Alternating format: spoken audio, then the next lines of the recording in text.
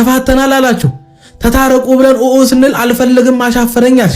የፍቺ ወረቀት ላይ እስከመፈረም ደረሳችሁ እንዴ? በእርግዝና ሾክ እሱ ጥሎሽ ሄደ። አልፈልግም ማለት ተለመነ። አሁን እንደገና መተሽ እንደተፋታ ሰው በሰላም አርፈሽ ትዳርሽን እንድትኖሪ ብዙ መክረንሽ እንደገና ደግሞ ከተፋታሽ በኋላ አንድ ሰው በቃ ከተፋታ በኋላ መኖር ያለበትን ህይወት አልኖርም ብለሽ ከሱ ራስ አልወርድም ወይም ደግሞ እኔ እንጃ ከሱ አልላቀቅም እሱም ካንቺ አልላቀቅም አይነት ነገር እያሳያችሁ በየቀኑ ጥልና የሆነ መሰዳደብ መናናቅ ውስጥ የምትገቡት ራሳችሁ። ከዛ እንደገና እኛ ጋር መጣችሁ እንደዚህ ያለኝ ልጄ እንደዚህ ለቅሶ ምናምን ምን አስፈለገ? መጀመሪያውኑ ስለምን የሁሉ ውሸት የሁሉ ተረት ውስጥ መግባት ለምን አስፈልጋችሁ? እኔ እንጃ የእናንተ መፋታት እንዴት እንደሆነ ራሱ ግራ ገባኝ። ሰው እኮ በቃ ከትዳር ውስጥ የነበረ ሰው እኮ ሲፋታ በቃ ካንቺ ጋር ያለኝን ነገር ጨርሻለሁ ከዚህ በኋላ የሚያገናኘኝ ነገር የለም ነው በቃ። ከቻልን እንደ እህትና ወንድም ካልቻልን ደግሞ በቃ እንደ ጓደኛ ሆነን ልጃችንን እናሳድጋለን ብላችሁ ነው እኮ የተፋታችሁት አይደለ?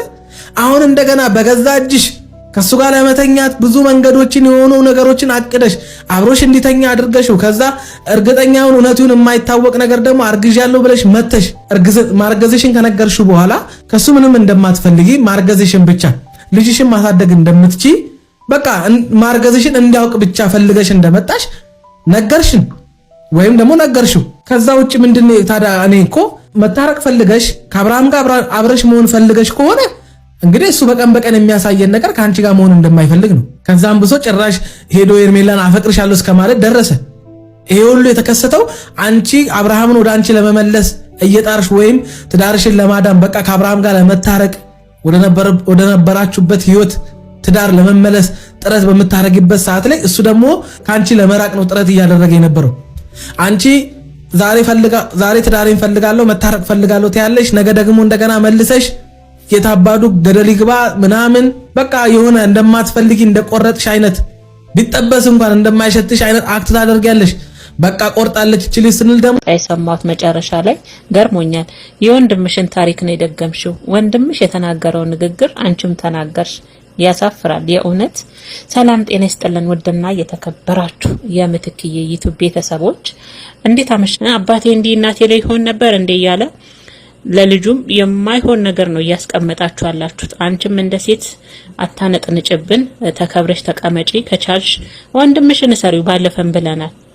ግን ደግሞ ኤፊና ዴቭ ከናንተ ቤት አልወጡም። ለምን ከጎኗ በነገራችን ላይ አላለችም። እውነት ለመናገር ለምን በዓልን አብራችሁ አሳለፋችሁ? ለምን ለበዓል ቪዲዮ ሰራችሁ? አይደለም አሁን የሷ ጥያቄ አብርሽን በሚመለከት ሁኔታና በእርግዝናው ዙሪያ የማታውቀውን ነገር አብራ ትጨፍር ነው ሁሉ። እሷም እኮ እንደ ወንድሟን እያለች ያለችው እውነት አይደለም።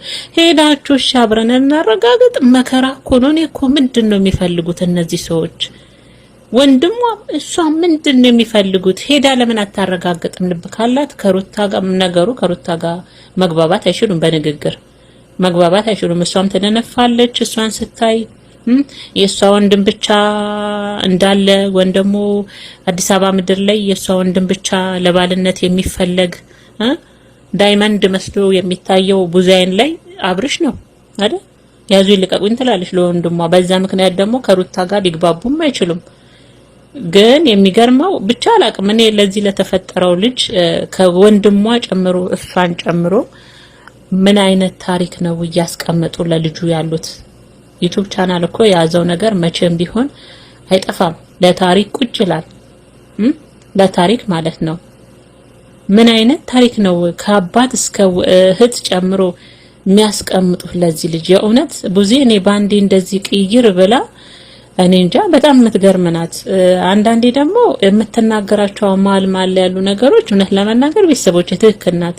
ትክክልነቷ የቱ ጋር ነው ካላችሁ ሩታ አብርሽን የምታገኝበት ራሷ የምታስንቅበት መንገድ ለኔም አሁን ላይ በጣም ያናደኛል ከምላችሁ በላይ ማለት ነው። ከምላችሁ በላይ ይሄ ልክ አይደለም የእውነት።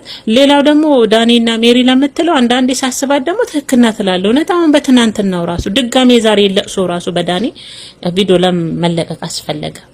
አይታለች በደንብ አድርጋ ትናንት አብርሽ እንደዛ ሲያጥረገርጋት ሩታን ጨምሮ። ግን እህት ተብዬው ወታ ምንም አይነት ነገር አላለችም። አያችሁ አይደለ? ስጋ እንደዚህ ነው። እኔ ሩታ ብትሆን እሱን ያለችው አስቡ። ቀንዷን አቅማ በውስጥ ሜሽን ተደረገልኝ ሰማሁት። ጓደኞቼ ደወሉልኝ። ውጭ ሀገር ነበርኩኝ፣ ለስራ ነበርኩኝ፣ እዛ ወጥቼ ወርጄ ብላ ቀንዷን አቁማ ነበር የምትመጣው። ለነገሩ ማንም ሰው የዘራትን ያጭዳል አይደል? የጊዜ ጉዳይ ነው። ሩታም እንዳለቀ